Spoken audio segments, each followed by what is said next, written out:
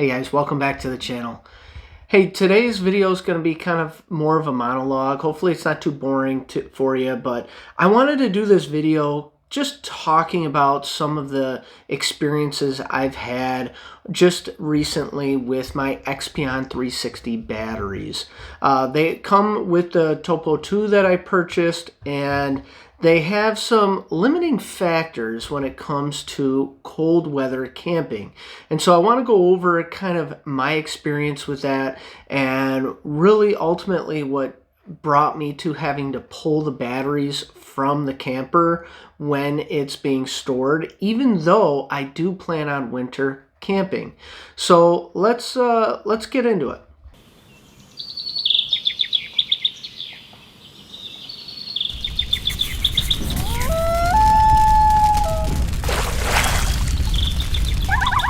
So LiFePO4 batteries actually have this system on there. It's called the BMS, Battery Management System. It basically is a piece of equipment on there that will monitor certain attributes about that battery and kind of dictate how it's supposed to function. One of the big factors in that is allowing it to charge. And the BMS, if your temperature outside or the battery temperature ever reaches 32 degrees or below, it will not charge. And that BMS will actually function that way in order to save your battery, because if you do charge your battery below 32 degrees Fahrenheit, you can permanently damage those cells and diminish the ability of that battery to provide its power. Now, typically people will try to get around this by placing some sort of heating pad or something on there. And so that's a good option. One of the things that I was conscious about when I made my purchase was I really wanted to have a 4-season camper. And so the Escapod actually stores the battery inside the camper, which is great for winter camping. Typically these batteries are supposed to be functioning well and able to discharge all the way down to -4 degrees Fahrenheit. That's what Expion rates them for. Past that point, they will have issues discharging. So basically, you can charge the battery if it's above 32 degrees Fahrenheit, and you can discharge the battery all the way down to -4 degrees. So as long as you got a full charge, you're good down to -4 degrees Fahrenheit. And when you get back home, you need to make sure that the temperature of that battery is back up to 32 degrees or higher in order to recharge that battery. Okay, so with those limitations, my original plan was actually to leave the camper in my garage with the batteries in there. The thought being is that I do plan on using this in the wintertime, and where they have these housed is actually very tough to get the batteries out. So I left them in there, and the idea was to just check it periodically, check the voltage, and then if needed, power it up.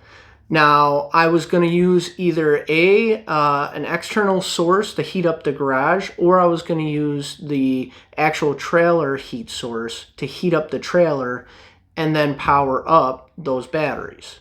So I did that all through November and December. I got to about midway through December and we had a thaw where it went from like super cold, 6 degrees, 0 degrees, something like that, all the way up to like 45, 40 degrees. So during that time I went out there and I was going to charge everything up, make sure everything was good, and I did some preliminary checking first, and I saw it down to about 12.6 volts, and I thought, man, that seems low. Now when I plugged in the trailer, I wanted to monitor all this and see how well it came back up, check everything, and every time I would plug it in, it wouldn't charge for some reason. It would start to charge, but it would sit there at like 1 amp per hour or less. So I called Expion and we did some troubleshooting. And without getting into all the details, basically what I ended up doing was checking all of my monitoring systems to validate that they work. Short story is, they do work. My meter, the Pico Simmering thing that comes with the Escapod. The Zamp solar charger also has a voltage monitoring on there, and I actually even hooked up to the 2000 watt inverter and checked that as well. Ultimately, what we ended up having to do was I had to put a load on the battery.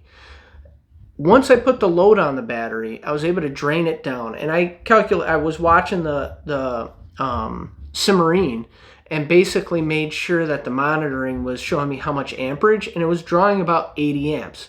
I cross-referenced that with the 2000 watt inverter, and it too was measuring about 80 amps. After running it for about an hour, I then plugged in the camper again. And that's when I started seeing, okay, now it was charging. The inverter was finally actually taking enough draw to power up the batteries. And they were charging at their max was about 40 amps an hour. So it's pushing 40 amps back in. And I let that charge, and it did come up to about 100% in about 2 hours. So if you do the math, 80 hours or 80 amps for 1 hour, 40 amps for 2 hours, there you go. All right, so what's interesting about that experiment is when I had plugged that in and it wasn't able to charge back up, it was at low voltage. It had low voltage, but it wasn't able to charge because there wasn't any capacity missing out of that battery, or so it seemed. So I drew 80 amps, and when I charged it up with another 80 amps, it went to full capacity, and the voltage went right back up to 13.8 volts. This means that for some reason, although the cold temps, at least this is my understanding, although the cold temps are dropping that voltage, it doesn't appear to be dropping the amperage. It doesn't appear to be taking away the capacity of that battery. And then you basically almost have to trick it into discharging enough so you can recharge it and bring up the capacity back to full and the voltage then back up to full. So now let's fast forward to this last trip. If you were watching it, you know that I was testing out the battery system as well, and I was monitoring it. Now I left my house, I think, with a pretty much a full battery. Everything was good as far as I knew. I charged it the day before, so it shouldn't have dropped that much. It had a little bit of cold temps the night before, but nothing drastic. You know, at least 30 degrees, maybe 28, something like that Fahrenheit. We drove up, parked it, and I looked at the voltage before I turned the heat on, and it was at like 12.7. So I turned the heat on, got everything going, and was like, well, hopefully it'll do okay. After the heat was on it for half the day or the whole day, I went back to check on it after we had done some of our day activities, and it was at 13.1 volts. So somehow in that time, my voltage increased. Now that's not normal. It's not like I was charging it or anything. I was using the battery, if anything.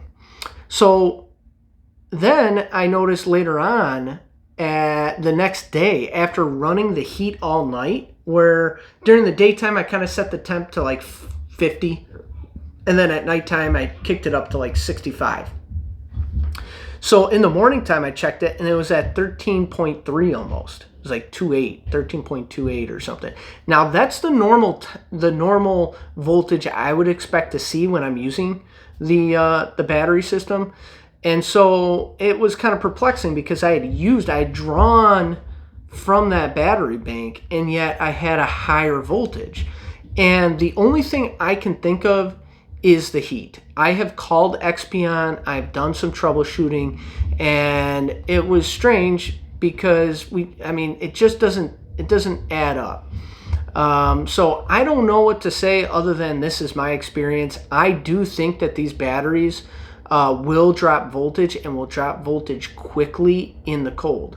But at the same time, they don't appear to be losing capacity. The amperage is staying there. So it's interesting. All right, so in conclusion, I'm actually going to be taking my batteries out of my Escapod for the winter. I just don't have that confidence that it's going to make it long term, and I don't want to have to worry about heating that cabin up and messing around with it. I'm going to try just taking them out of the Escapade. I'm going to make a separate video, a quick video on how I do that, and then and upload that as a part 2. So this is just the experience I had on what led me down the path where I realized it is better to pull the batteries. Thanks for watching.